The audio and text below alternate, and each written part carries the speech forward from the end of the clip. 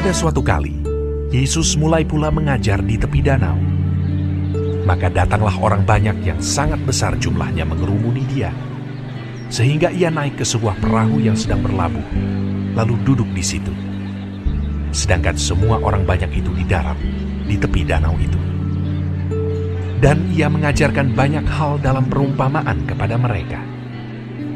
Dalam ajarannya itu, ia berkata kepada mereka, "Dengarlah, adalah seorang penabur keluar untuk menabur.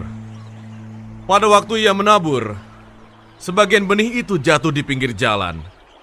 Lalu datanglah burung dan memakannya sampai habis. Sebagian jatuh di tanah yang berbatu-batu, yang tidak banyak tanahnya. Lalu benih itu pun segera tumbuh karena tanahnya tipis. Tetapi sesudah matahari terbit, layulah ia dan menjadi kering karena tidak berakar. Sebagian lagi jatuh di tengah semak duri. Lalu makin besarlah semak itu dan menghimpitnya sampai mati, sehingga ia tidak berbuah. Dan sebagian jatuh di tanah yang baik. Ia tumbuh dengan suburnya dan berbuah. Hasilnya ada yang 30 kali lipat, ada yang 60 kali lipat, ada yang 100 kali lipat." Dan katanya, Siapa mempunyai telinga untuk mendengar, hendaklah ia mendengar. ketika ia sendirian, pengikut-pengikutnya dan ke-12 murid itu menanyakan dia tentang perumpamaan itu.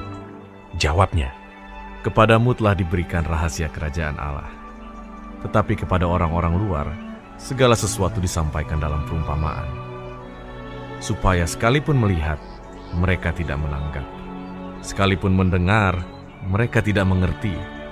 Supaya mereka jangan berbalik dan mendapat ampun. lalu ia berkata kepada mereka, Tidakkah kamu mengerti perumpamaan ini? Kalau demikian, bagaimana kamu dapat memahami semua perumpamaan yang lain? Penabur itu menaburkan firman. Orang-orang yang di pinggir jalan, tempat firman itu ditaburkan, ialah mereka yang mendengar firman. Lalu datanglah iblis dan mengambil firman yang baru ditaburkan di dalam mereka. Demikian juga yang ditaburkan di tanah yang berbatu-batu. Ialah orang-orang yang mendengar firman itu dan segera menerimanya dengan gembira. Tetapi mereka tidak berakar dan tahan sebentar saja. Apabila kemudian datang penindasan atau penganiayaan karena firman itu, mereka segera murtad. Dan yang lain ialah yang ditaburkan di tengah semak duri. Itulah yang mendengar firman itu. Lalu kekhawatiran dunia ini dan tipu daya kekayaan dan keinginan-keinginan akan hal yang lain masuklah menghimpit firman itu sehingga tidak berbuah. Dan akhirnya yang ditaburkan di tanah yang baik ialah orang yang mendengar dan menyambut firman itu lalu berbuah. Ada yang 30 kali lipat, ada yang 60 kali lipat, dan ada yang 100 kali lipat. Lalu Yesus berkata kepada mereka, Orang membawa pelita bukan supaya ditempatkan di bawah gantang atau di bawah tempat tidur, melainkan supaya ditaruh di atas kaki Dian. Sebab tidak ada sesuatu yang tersembunyi yang tidak akan dinyatakan, dan tidak ada sesuatu yang rahasia yang tidak akan tersingkap. Barang siapa mempunyai telinga untuk mendengar, hendaklah ia mendengar. Lalu ia berkata lagi, Camkanlah apa yang kamu dengar. Ukuran yang kamu pakai untuk mengukur akan diukurkan kepadamu, dan di samping itu akan ditambah lagi kepadamu. Karena siapa yang mempunyai, kepadanya akan diberi. Tetapi siapa yang tidak mempunyai, apapun juga yang ada padanya akan diambil daripadanya. Lalu kata Yesus, Beginilah hal kerajaan Allah itu. Seumpama orang yang menaburkan benih di tanah. Lalu pada malam hari ia tidur dan pada siang hari ia bangun. Dan benih itu mengeluarkan tunas dan tunas itu makin tinggi. Bagaimana terjadinya tidak diketahui orang itu. Bumi dengan sendirinya mengeluarkan buah. Mula-mula tangkainya, lalu bulirnya, kemudian butir-butir yang penuh isinya dalam bulir itu. Apabila buah itu sudah cukup masak, orang itu segera menyabit, sebab musim menuai sudah tiba. katanya lagi, Dengan apa hendak kita membandingkan kerajaan Allah itu? Atau dengan perumpamaan manakah hendaknya kita menggambarkannya? Hal kerajaan itu seumpama biji sesawi yang ditaburkan di tanah. Memang, Biji itu yang paling kecil daripada segala jenis benih yang ada di bumi. Tetapi apabila ia ditaburkan, ia tumbuh dan menjadi lebih besar daripada segala sayuran yang lain dan mengeluarkan cabang-cabang yang besar, sehingga burung-burung di udara dapat bersarang dalam naungannya. Dalam banyak perumpamaan yang semacam itu, ia memberitakan firman kepada mereka sesuai dengan pengertian mereka. Dan tanpa perumpamaan, ia tidak berkata-kata kepada mereka. Tetapi kepada murid-muridnya, ia menguraikan segala sesuatu secara tersendiri. Pada hari itu, waktu hari sudah petang, Yesus berkata kepada mereka, "Marilah kita bertolak ke seberang." Mereka meninggalkan orang banyak itu, lalu bertolak, dan membawa Yesus beserta dengan mereka dalam perahu di mana Yesus telah duduk, dan perahu-perahu lain juga menyertai dia. Lalu mengamuklah taufan yang sangat dahsyat, dan ombak menyembur masuk ke dalam perahu, sehingga perahu itu mulai penuh dengan air. Pada waktu itu, Yesus sedang tidur di buritan di sebuah tilam.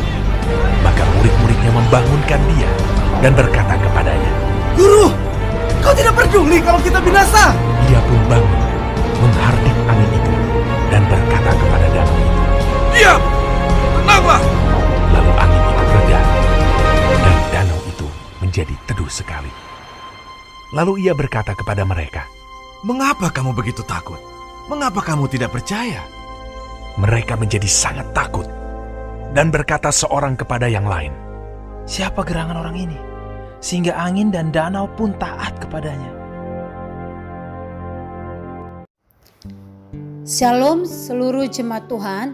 Hari ini kita sudah memasuki kitab Markus 4 yang disandur dari santapan harian di dalam ayat 1 sampai 20. Perumpamaan tentang seorang penabur.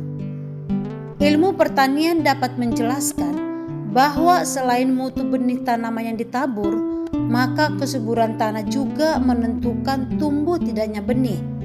Kedua faktor itu sangat mendukung untuk mendapatkan hasil yang baik. Sebaliknya, meskipun tanahnya baik, jika benihnya tidak baik atau sebaliknya, maka tidak akan mendapatkan hasil yang optimal. Demikian halnya dengan kehidupan rohani kita. Firman Tuhan digambarkan sebagai benih yang ditaburkan di dalam hati manusia.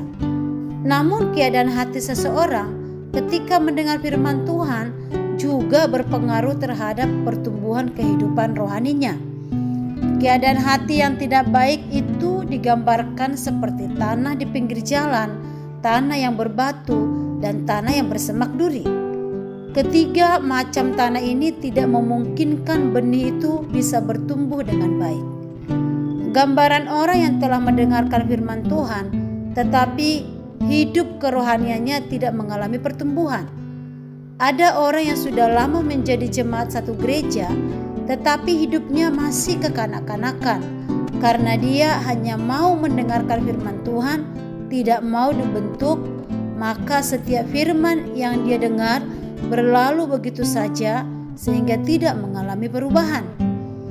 Sedangkan keadaan hati yang baik digambarkan dengan tanah yang subur sehingga memungkinkan benih itu akan tumbuh dan menghasilkan buah yang baik dan lebat sesuai dengan keinginan si penabur.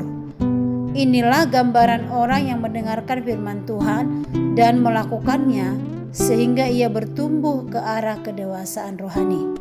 Bersediakah kita menyambut firman-Nya?